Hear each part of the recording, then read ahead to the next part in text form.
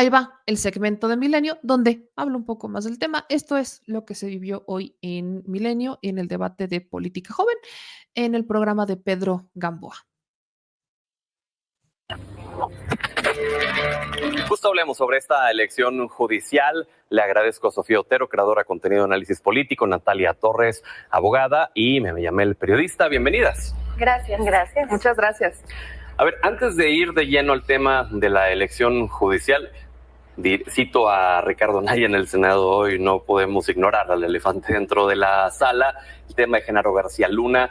Su opinión como jóvenes sobre esto, por favor, Sofía.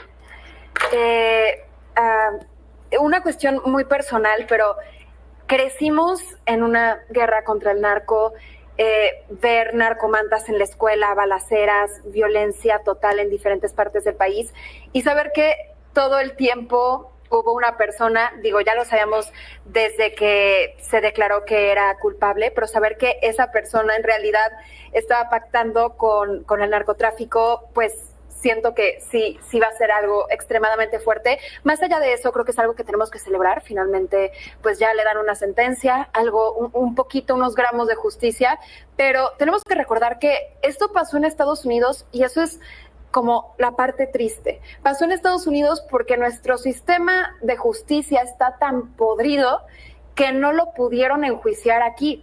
Y está tan podrido que siguen sin enjuiciar a Calderón.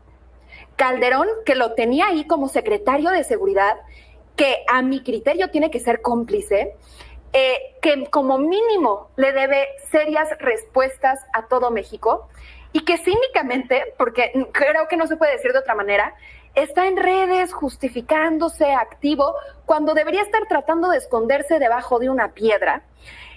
Y también lamentable que se haya justificado en el sexenio pasado del expresidente López Obrador, que no se le enjuició porque pues no hubo la participación en la consulta para enjuiciar a los expresidentes, cuando la justicia no debería estar condicionada a una consulta. Si se tienen pruebas, se le tiene que enjuiciar sí a García Luna en su momento y a Calderón y a todos los expresidentes coludidos con el narco. Natalia, ¿qué opinas? Fíjate que en este momento en el que se emitió la sentencia, el juez Brian Cogan dijo, y cito: usted tiene la misma matonería que el Chapo, solo que la manifestó de manera distinta. Y coincido por completo. Me parece que es una victoria parcial, una victoria porque finalmente tiene lo que le corresponde, que es la cárcel, porque efectivamente tenía muertes en sus manos. Definitivamente él era parte del cártel, él era parte de todo lo que está mal en este país, pero como bien lo dice Sof, me parece que hay que hacer un ejercicio de conciencia, porque esto no se logró en México. ¿Por qué todas las personas que deberían estar en la cárcel, porque así fueron señaladas desde la expresidencia, por qué no están? Creo que es algo que tenemos que repasar, pero me da mucho gusto que esté en la cárcel y me da mucho gusto que ahí se quede. Meme. Coincido profundamente, pero sobre todo coincido en que eso es lo que se tuvo que haber hecho en México. Lamentablemente no podemos creer que solo con García Luna se acabó una red, porque también hay redes que se extienden al Poder Judicial, al Poder Político, entre las fiscalías, antes ministerios públicos o las procuradurías. Toda la red de Genaro García Luna era una red que tocaba prácticamente cada una de las partes de nuestro sistema de gobierno.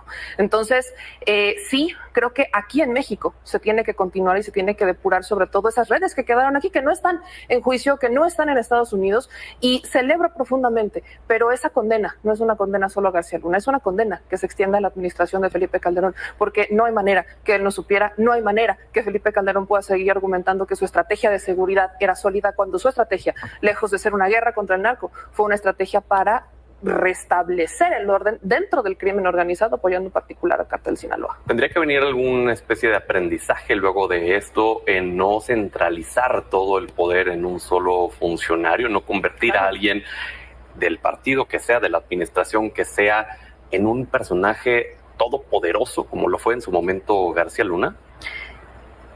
Sí, coincido, no debería centralizarse, que es algo extraño porque lo vemos trasladándose ahora en el sexenio actual a la figura de García Harfuch, ¿no? Como la persona que está poniéndose en los hombros todo este peso, y creo que no debería centralizarse, pero a la vez creo que es un aprendizaje para que, si no se va a hacer justicia en México, que los próximos secretarios de seguridad, que García Harfuch y los que haya por venir sepan que pueden ser enjuiciados y manchados por Estados Unidos y no va a ser por México. Entonces, mínimo que tengan eso como parámetro al actuar, ¿no?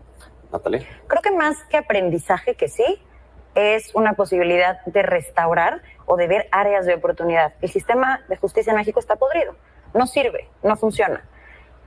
Simplemente decretar en una mañanera que alguien es culpable, que tenga sustento, que se vea en un proceso judicial, que se vea en una atención precisamente a las causas de una fiscalía, que tengan consecuencias estas personas que cometen esto, independientemente si están en el poder o no, si tienen apoyo político o no. Eso me parecería lo más importante, que restablezcamos este sistema y esta percepción de justicia que hay en México que hoy no existe. Por supuesto que es un aprendizaje, pero más que aprendizaje es una lección. Cuando hablamos de seguridad, hablamos de todos tienen que intervenir. Policías municipales, policías estatales, policía federal, en este caso ya es la Guardia Nacional. Hoy yo no veo una centralización en la figura de Omar García Harfuch por la responsabilidad que tiene la Guardia Nacional. Sí tiene una responsabilidad gigante porque tienen que trabajar en una organización. Tanto los gobiernos locales, los gobiernos estatales y el gobierno federal. No puede irse uno con una estrategia, los otros dos con otra, y el gobierno municipal ser inexistente, porque los que operan la seguridad son los propios criminales. Entonces, es algo que nos compete a todos, pero sobre todo a todos los órdenes de gobierno. Entonces, desde ahí empieza el aprendizaje. Algo que en lo que han coincidido las tres es que el sistema de justicia en México está podrido y que no sirve, y que entonces se tuvo que hacer justicia en Estados Unidos porque el de México nada más no. Esta elección del Poder Judicial, esta reforma judicial, ¿lo resuelve, Meme? Parcialmente, no lo resuelve totalmente porque falta una reforma profunda en la impartición de justicia, que no es lo que se hizo con esta ley judicial. Lo que se hizo fue hacer una modificación en la manera en la que llegan los que van a estar como jueces, ministros y magistrados, y cómo son los mecanismos de control. Actualmente el Consejo de la Judicatura tampoco sirve como un mecanismo interno de control para el Poder Judicial. Eso es lo que hace esta reforma. Entonces, parcialmente le entra al tema, pero no lo resuelve. Falta una reforma profunda a las fiscalías y ministerios públicos. Es urgente. Es más, personalmente creo que se tuvo que empezar por una reforma a los ministerios públicos, a las fiscalías, incluyendo y empezando por la Fiscalía General de la República. Pero vamos más allá. Tiene que haber una reforma profunda a la ley de amparo.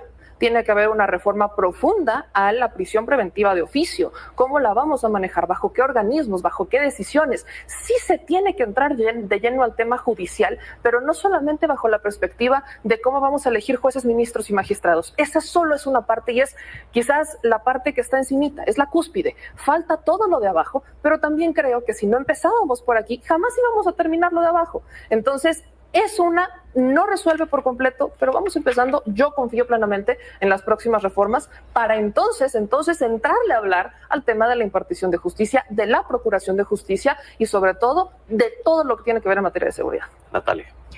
Me parece que cualquier cosa que vulnere derechos, cualquier cosa que elimine la imparcialidad, no es justicia. Pueden llamarle abuso de poder, pueden llamarle venganza, pero justicia no es. Imagínense que la culpabilidad o no de García Luna se hubiera decidido en una tómbola. Le corresponde a personas que han dedicado su vida, años, en un poder judicial trabajando de manera imparcial, con honorabilidad, con objetividad, que un día se despierten y una tómbola y una pelotita decidan si pierden su trabajo en 1 o 3 años. Lo que estoy diciendo no quita que sí hay un tema de corrupción, por supuesto, en el poder judicial, por supuesto que se necesita una reforma, pero ¿qué me garantiza en una tómbola que se va a castigar a los que son culpables y vamos a proteger a los inocentes? ¿Qué me garantiza que eso se va a ir? Por supuesto que yo no estoy de acuerdo en absolutamente nada de cómo se ha implementado, ni en la convocatoria, ni en una tómbola, porque eso no es justicia. Insisto, puede ser cualquier otra cosa, pero hay que llamar las cosas por su nombre. Eso no es justicia. La justicia es dar a cada quien lo que le corresponde. Y a las personas que han hecho bien su trabajo, a las personas que han defendido con honorabilidad el puesto en el Poder Judicial, no se lo merecen. A ellos no. ¿Quieres responder algo, Meme, antes Por supuesto. de pasar con Sofía? Mira, yo creo que se ha entendido, se ha simplificado mucho el tema de la tómbola. Lo toman mucho como si fuera la burla de la tómbola, cuando en realidad la tómbola solo fue una parte del proceso. El artículo 39 constitucional pone la soberanía en manos del pueblo. ¿Qué mejor manera de hacer efectivo eso cuando es el pueblo el que va a decidir quién es el que va a ser juez, quién es el que va a ser ministro, quién es el que va a ser magistrado? Empezando por eso, por supuesto que estamos de acuerdo. En segunda, en realidad en este momento nos garantizan los impartidores de justicia que están haciendo bien su trabajo. No digo que no haya buenos impartidores de justicia, no digo que no haya buenos jueces, ministros o magistrados, claro que existen, pero también hay muy malos. Malos que nunca tuvieron que haber escalado en la carrera política. Y perdón que ahí te interrumpa, pero decía algo al respecto, Natalia, que me pareció interesante. La tómbola elimina de primero a estos jueces, magistrados que no hacen bien su trabajo. ¿Garantiza eso? En realidad no, porque se pueden postular. Ellos mismos, los que salieron en esta tómbola, que es lo único que decide esta tómbola es si se van a elección en el 2025 o si se van a una elección 27. En el 27. Es lo único que decidió la tómbola. Desafortunadamente se pueden postular, pueden estar. Pero ¿por qué desafortunados si han hecho un buen trabajo? Porque podrían ser súper preparados, pero no los más populares. Pero en realidad estamos hablando de muchos casos. Si no juntan los votos, no van a regresar. Y su derecho de antigüedad de las personas que sí hicieron las cosas bien, ¿a dónde se va? Perfectamente, si han hecho bien su trabajo, lo pueden demostrar y la gente puede votar por ellos. ¿Y su antigüedad? ¿Y lo que les costó llegar ahí? ¿Y la antigüedad de ellos que han hecho más trabajo? Sabios, y si la gente no vota por los que están más preparados, ¿y por qué no confiamos en la gente? Que lleguen los más populares. ¿Y por qué no Sofía, confiamos en la gente? Confía en el PRI. Vamos con y la Sofía. gente hoy confía en Morena. Sí, la crítica a la tómbola, como decía Meme, al final la tómbola solamente fue para saber a quiénes iban a quitar primero, a quiénes después, y es algo que inevitablemente iba a pasar en el momento en el que se aprobó la reforma judicial en la Cámara de Diputadas y Diputados y luego en el Senado. Entonces, la tómbola al final fue un proceso que todos pudimos ver, un proceso transparente, pero creo que el tema de la tómbola y cómo se ha ridiculizado nos desvía de las críticas reales que hay que tener y contundentes de la reforma judicial. Se ha promovido falsamente como que el pueblo va a decidir, ¿no? Y cómo podrías estar en contra de que el pueblo elija, porque pues el pueblo es sabio y vivimos en una democracia, y estoy de acuerdo con eso. Pero el problema es que esta reforma no plantea que el pueblo decida, porque en realidad las personas por las que vamos a votar van a ser personas propuestas por los poderes, propuestas por la presidenta, propuestas por el Senado y propuestas por la Suprema Corte de Justicia. La Suprema Corte, ponle, no hay partidos, ¿no? Sabemos, la presidenta es de Morena, el Senado está a manos de la 4T, pero bueno, tenemos a la Suprema Corte. Hay suficientes votos para bloquear a las personas que vayan a proponer. Entonces, ahí también lo tienen de alguna manera controlado. Y nosotros vamos a tener que votar por la lista de personas que hayan aprobado previamente estos poderes. Entonces, no es que realmente el pueblo va a elegir, los poderes van a hacer una, digamos, preelección. Y además, adicionalmente, la presidenta ahora, antes, hablando de la tómbola y cómo es un proceso positivo transparente, antes se iban a reducir las candidaturas a través de una tómbola justamente para que no hubiera preferencias. Ahora, con las leyes secundarias, la presidenta va a poder delimitar esas candidaturas. Entonces, esta retórica del pueblo va a decidir es falsa. Se va a hacer una elección previa y con esas candidaturas delimitadas, aprobadas básicamente por la 4T, entonces ya votaremos. Habrá gente que lo vea como algo positivo, si la mayoría de México votó por la 4T, ¿cuál es el problema? Pero fundamentalmente el planteamiento de que es un proceso en el que el pueblo va a tener toda la capacidad de decidir es falso. Meme, brevemente. Cuando te refieres al derecho que al presidente va a poder delimitar, ¿te refieres al tema del veto? Al tema delimitado en el 500 numeral 8 de la Ley General de Instituciones y Procedimientos Electorales. Aquí hay un tema. Recuerdo cuando estábamos en la previa, cuando estaba en toda la discusión de la reforma, que muchos se quejaron porque iba a llegar cualquier profesor. Decían, va a llegar cualquier estudiante, va a llegar un albañil, va a llegar, nómbrelo. Y cuando se empezaron a hablar sobre los filtros, se hablaba de que cada uno de los poderes, eso fue desde el inicio, va a presentar su terna, va a presentar sus candidatos y eventualmente van a entrar en este mecanismo de revisión, si cumplen o no con los requisitos, que es lo que está justamente controlado por el Congreso en general. Pero que no estábamos en contra de que alguien revisara si cumplían o no con los requisitos. O sea, veo que al final todo está mal. Si hay un mecanismo para ver si cumplen o no con los requisitos que está conformado por senadores de todos los partidos, sí, mayoría de la 4T por decisión del pueblo de México, más de 35 millones, está mal. Si no hay, entonces está mal. si vamos a decidir las y los mexicanos, está mal. Entonces, ¿cuál es el mecanismo correcto? Yo me quedé esperando todo el debate de la reforma a que nos dijeran cuál es el mecanismo correcto para cambiar la elección de ministros, jueces y magistrados, y nunca me llegó. Que ahí, en defensa de los de oposición, y bueno, ni siquiera es defensa, es compartirte lo que han dicho en estas mesas, pregunta expresa sobre eso, sobre qué han propuesto ustedes. Ok, no les gusta, pero ¿qué proponen? Exacto. Pues me dijeron todo lo que hemos propuesto, ha habido una cerrazón a que nada se acepta, ya que solo es lo que Morena dice, y entonces no se escucha a nadie, ni en los foros. Mencionaron que fueron simulaciones, y tampoco ya en la legislación. Pero ¿y las propuestas? O sea, que lo manejara la Suprema Corte, que fueran ellos quienes decidieran. Quiero desmitificar esto. Pensar que la Suprema Corte es independiente también es un error. Norma Piña, cercana, ella no tenía que haber llegado a ser ministra presidenta, había mejores perfiles. El ministro Potisek también tuvo una muy breve carrera judicial que se la armaron desde la administración de Enrique Peña Nieto. Entonces, creo que todos coincidíamos en que eso tenía que cambiar. Y la única manera en realidad, y cierro con esta parte, de garantizarle a la ciudadanía, más que lo que en este momento se garantiza, que la justicia va a ser para y por ellos, es cuando nosotros los decidimos. ¿Ok? Natalia. Creo que de las participaciones de mis compañeras recojo 2 puntos importantes, coincido en mucho lo que decía Sof, sin embargo me parece que no es correcto minimizar lo que está pasando con esta tómbola, aunque sea el inicio del proceso, porque el inicio del proceso le dice a las personas que van a estar sin trabajo en 1 o 3 años. Creo que eso es importante tenerlo en mente, aunque no es lo único. Y por otra parte, lo malo, mira, ya está, y no es el tema de las listas. Lo que es gravísimo es que la presidenta pueda decir, no me gustó, también porque no está eligiendo el pueblo y porque están disfrazando una democracia que no existe. Eso es lo peligroso. Lo peligroso no es que lo decidan los poderes, porque no se aleja tanto de cómo se decidían antes de esta reforma. Lo peligroso es que la presidenta de un partido político, representante de un partido político, tenga la capacidad de decir, esta lista no me gustó, hagan otra. Pero no es presidenta de un partido político, es presidenta de México, y el derecho de veto no está pasando. No representa ningún partido político. Ella representa a todos los mexicanos, es presidenta de México. Me parece que no se ha no te sientes no te sientes representada por la presidenta de México. Me parece que si la presidenta de México lanza un mensaje diciendo lo que la Corte diga no me importa, no dijo que lo que la Corte diga no me importa. En realidad lo que dijo es que ella no se va a sentar con la oposición. Si la Corte se siente oposición, entonces la Corte está jugando reforma a hacer... se hace y pasan y las elecciones pasan. Claro, pero la Corte diga lo que diga. Lo que la gente decidió, entonces pesa más la Corte que 35 millones no va a cambiar de la mexicanos. Exactamente. La Corte va a revisarla. La Corte no puede cambiar la Constitución y lo ha hecho. ¿Qué precedente nos sentaría como ciudadanos si no está de acuerdo el poder más grande que es el Ejecutivo con el poder más grande que es el Poder Judicial? ¿Y por qué tendría que estar de acuerdo si la Corte ha actuado en contra de los intereses de la ciudadanía que son representados por las y los mexicanos? Y yo, si cumplimos o no una sentencia. Si un juez está en contra, hay por supuesto que por qué está en contra. Por ejemplo, la reforma eléctrica. Pero tenemos la capacidad tú y yo de decir, ¿la acatamos o no?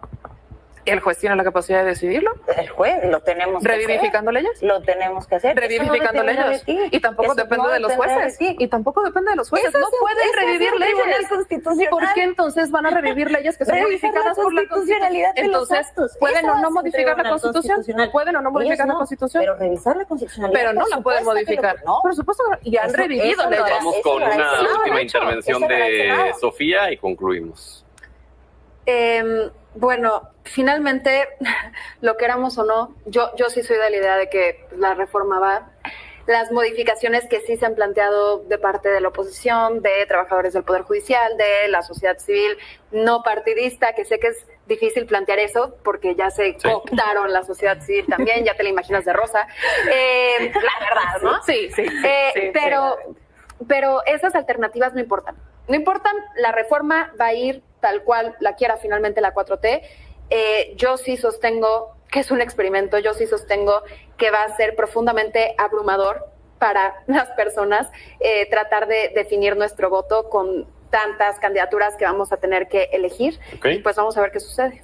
Pues gracias a las 3 por haber estado con nosotros esta noche. Muchas gracias. Nos vemos la siguiente semana, vamos a la pausa, regresamos. Ahí estuvo. Eso fue lo que ocurrió en Milenio. La participación, le agradezco muchísimo a Pedro Gamboa, a todo el equipo de Milenio Noticias y obviamente a las compañeras panelistas. Aquí dicen, vamos a comerciales. Oigan, yo solo quiero recalcar, porque obviamente lo dije y lo sigo diciendo, estamos muy acostumbrados en redes sociales a hablar y hablar y hablar y hablar y hablar, y cuando estás en televisión tienes que acotarte un tiempo. Y y siempre me pasa las primeras veces que regreso a esquema de televisión o radio, que mi ardilla ya está acostumbrada a ir a un ritmo, ¿no? Ya sabe cuál es su ritmo, y cuando tiene que compactarse al ritmo de televisión, mi ardilla va en una velocidad y mi boca está lenta, entonces mi boca es como de... O sea, como que intenta ahí como agarrarle el ritmo, pero justamente hay una parte que quiero agregar, ¿no? Aprovechando que aquí tengo el espacio para hacerlo. Dale. Porque ahora sí. Sírvete. Cuando estaban hablando de que la presidenta va a poder decidir, se referían al derecho de veto, pero yo les pregunté, ¿a qué se refieren? Al derecho de veto, es que el veto no está pasando. Y quiero recordar lo que la propia presidenta, que no es presidenta del partido, que a eso es a lo que me refería, la presidenta de Morena se llama Luisa María Alcalde. Ella es la presidenta del partido, es la que representa a Morena. Claudia Sheinbaum es presidenta de México, de todas y de todos los mexicanos. Eso lo dejó claro en sus discursos, eso lo dejó claro. O sea, ella, antes de tomar protesta como presidenta, se separa de la militancia del partido, no como por eso de separarse del partido al que representa como movimiento, del que participó en su momento, el que la lleva al poder. No, sino de separarse y decir, es que hoy ya no estoy en la militancia porque hoy ya estoy en el Estado. O sea, hoy yo ya no represento a esa militancia porque represento al Estado mexicano, que es de colores y sabores diversos. Entonces, esa separación sí se tiene que hacer, porque Claudia Sheinbaum es presidenta de México. Así hayas votado por ella o no, así hayas votado o no.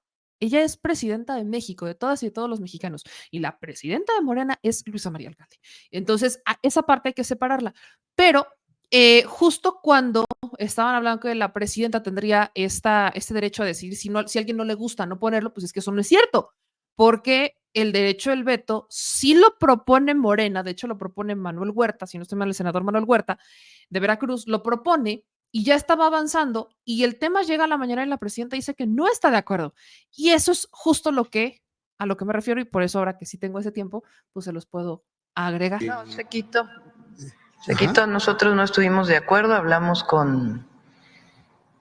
había sido una iniciativa, no conozco de quién fue la iniciativa, pero no debe ocurrir eso, debe mantenerse lo que está establecido en la Constitución. No, Sequito, nosotros no estuvimos de acuerdo. Ahí está la presidenta de todas y de todos. Justo congruente, no estamos de acuerdo. Y por eso se quitó. ¡Tarán! Eso es lo único que quería agregar. Es lo único que quería agregar a este segmento. Pero bueno, insisto, muchas gracias. Por ahí decían que por qué estaba allá. Gente, yo lo he dicho siempre toda la vida. A donde nos inviten, iremos. Si me invitan a Imagen, iré a Imagen. Si me invitan a Televisa, voy a Televisa. Si me invitan a TV Azteca, lo voy a pensar, pero iré a TV Azteca. ¿Ustedes creen que no me daría un gusto debatir con Esta Noche en Hechos? De verdad. Pero es que ya no les encanta el debate. Entonces, Él no debate, exacto. Él no debate. Eso presume su set digital, pero no debate. ¿Ustedes creen que no me daría gusto a mí? Yo sé que lo de TV Azteca es virtualmente imposible. Me queda perfectamente claro, pero... Entonces ya no sale eso. No me dejan ni entrar, te apuesto que me regresan. Sí, eso es un hecho. Que si me invitan a Tipical, pero claro. ¿Qué ganas? Yo en fan de ver Corona de Lágrimas en vivo. Yo en modo, qué ganas de provocar Corona de Lágrimas. Pero por supuesto, o sea, ¿ustedes por qué quieren que nos limitemos? Por Dios. Lo que sí es que celebro profundamente y espero que eso ocurra más veces, no solo conmigo, ya ocurrió con Manuel Pedrero y espero que ocurra con más, ya también ha ocurrido con Estefi Lavalle, que inviten cada vez a más personas que no piensan igual o que no piensan como la mayoría de los que normalmente invitan. Eso es maravilloso y así tendrán oportunidad muchas personas de conocer otro lado de la información y que al final sean ellos los que decidan. De eso se trata.